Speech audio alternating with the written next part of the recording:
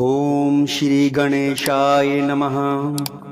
जय श्री कृष्ण। आज हम पुरुषोत्तम मास कथा के 20वें अध्याय का श्रवण करेंगे। सूत जी कहने लगे, नारायण भगवान के मुख से दृढ़धनवा के पूर्व जन्म के वृतांत को सुनकर नारद जी श्री नारायण जी को फिर पूछने लगे, हे तपोनिधे, राजा दृढ़धनवा फिर वाल्मीकि ऋषि को क्या कहने लगे, सो आप कृपा करके मुझसे कहिए। श्री नारायण बोले, हे नारद, राजा दृढ़धनवा वाल्मीकि ऋषि जी से कहने लगे, हे मुने, यह मोक्ष देने वाला पुरुषोत्तम मास व्रत कैसे करना चाहिए और किसकी पूजा करनी चाहिए और इसकी विधि क्या है, सो आप कृपा करके सब लोगों के हित के लिए मुझसे कहिए।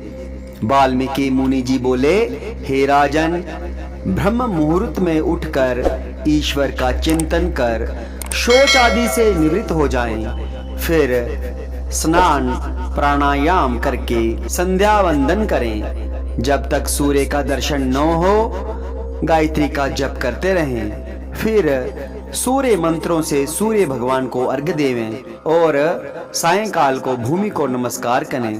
फिर यश समृत्या इस मंत्र से प्रार्थना करें। जो ब्राह्मण श्रद्धा से विधि पूर्वक संध्या करता है उसको तीनों लोकों में कुछ भी कठिन नहीं है। यह सब कृत्य दिन में पूर्व भाग का है। इस प्रकार नित्य कर्म करके हरि भगवान का पूजन करें। फिर स्त्री पुरुष शुद्ध हो वाणी को एकाग्र करके शुद्ध गोल व चौकोर गोबर से लिपी हुई भूमि पर व्रत सिद्धि के लिए चावलों से 8 दल वाला कमल बनावें। फिर स्वर्ण, चांदी अथवा तांबे या मिट्टी का नवीन छिद्र रहित शुद्ध कलश उस मंडल के ऊपर स्थापित करें। फिर उस कलश में तीर्थ का जल भर दें। इस प्रकार कलश स्थापन कर उसमें सब तीर्थों का आवाहन करें। गंगा, गोदावरी, कावेरी, सरस्वती मेरी शांति के लिए, पापों का नाश करने के लिए आओ। फिर कलश को मंत्रों से गंध, अक्षत, नैवेद्य और ताजे पुष्पों से पूज कर कलश के ऊपर पीले वस्त्र से लपेटा हुआ तांबे का पात्र रख दें।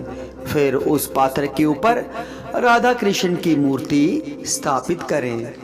फिर भक्ति युक्त हो विधि से पूजन करें। जय श्री कृष्ण।